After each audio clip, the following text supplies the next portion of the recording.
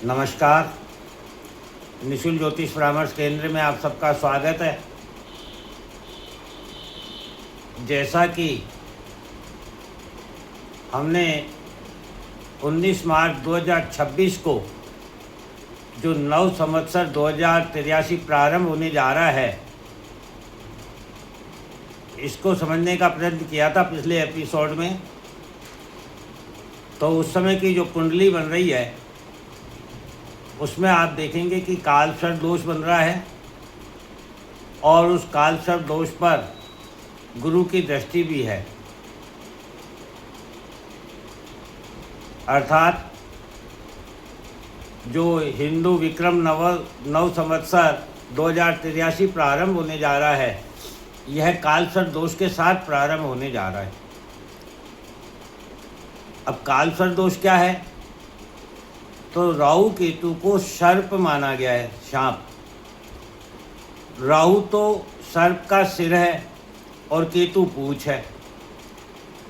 बाकी के जो 7 ग्रह हैं, जब ये सातों ग्रह राहु केतु के मध्य आ जाते हैं, मतलब एक ही दिशा में आ जाते हैं, तो कालसर्प दोष का निर्माण होता है। काल किसको कहते हैं? काल समय को कहते हैं। काल विपदा को भी कहते हैं, परेशानी। विपदा भरा समय काल कहलाता है। सर्प सांप को कहते हैं। सांप जहरीला होता है। सांप के लिए माना जाता है कि वह उसे भी काट लेता है जो उसे दूध पिलाता है, अर्थात बुरी प्रवृत्ति का होता है। और दोष, काल सर्प दोष, तो दोष क्या है? समय भी बुरा और प्रवृत्ति भी बुरी। इससे बड़ा दोष जीवन में क्या हो सकता है कोई? इसी को काल सर्प दोष कहते हैं। और इसी काल सर्प दोष के साथ हमारा नव विक्रम संवत्सर 2083 19 मार्च 2026 को प्रातः 6:55 से प्रारंभ होने जा रहा है, जिस दिन गुरुवार का दिन है।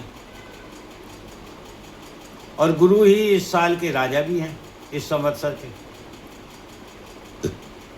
हर आदमी की, हर व्यक्ति की, हर चीज़ का अपना एक नाम होता है जो उसकी पहचान होती है। ठीक इसी प्रकार से हमारे संवत्सर को भी कोई ना कोई नाम प्राप्त होता है। जो 19 मार्च 2026 को नव संवत्सर 2083 प्रारंभ होने जा रहा है, इस संवत्सर का नाम है रौद्र संवत्सर। रौद्र क्या है? शिव के रुद्र रूप को दिखाता है। शिव रुद्र रूप में तांडव करते हैं। शिव जब तांडव करते हैं तो चारों तरफ विनाश होता है, क्योंकि रुद्र आँख के आंसू अर्थात रोना दिखाता है। और आंसू व्यक्ति को तब आते हैं जब दिल दुखता है। शिव तांडव को समझते हैं। जब सती के पिता प्रजापति दक्ष ने यज्ञ हवन पर सभी देवी देवताओं को आमंत्रित किया, किंतु पुत्री सती एवं दामाद शिव को आमंत्रित नहीं किया। फिर भी पुत्री सती अपने पति शिव की आज्ञा कर अपने पिता के घर बिना बुलाए भी चली गई।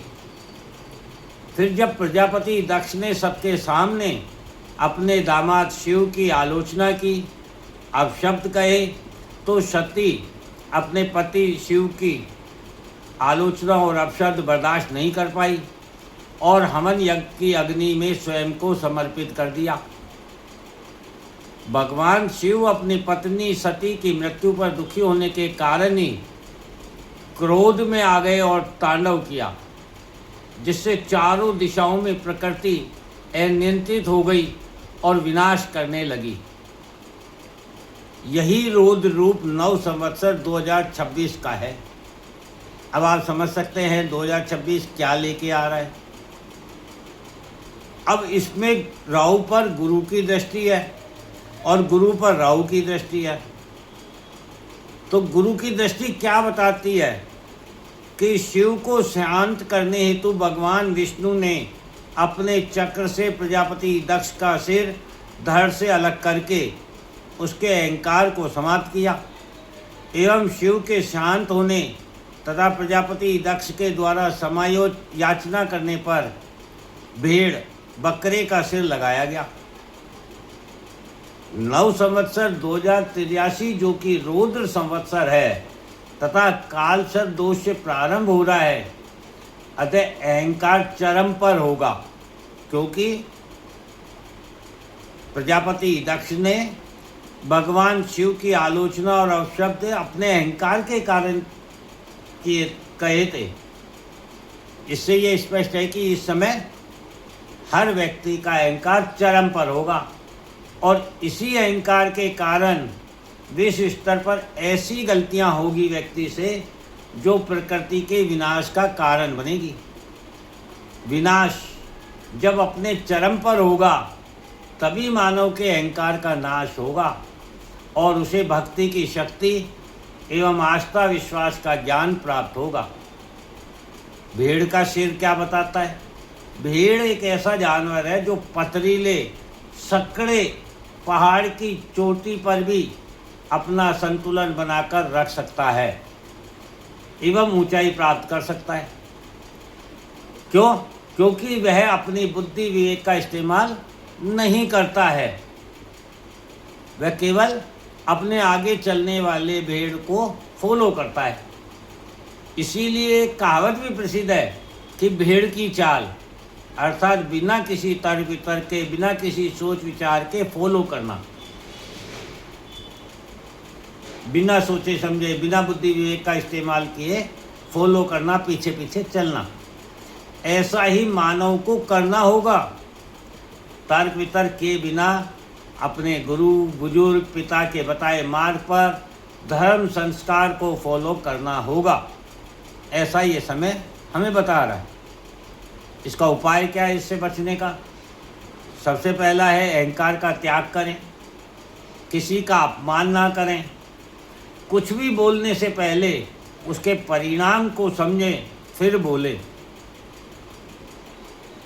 दुख विपदा के समय में संयम रखें, मन को शांत एवं स्थिर रखकर आस्था एवं विश्वास के साथ भक्ति और साधना करें, जो कि भगवान शिव करते हैं।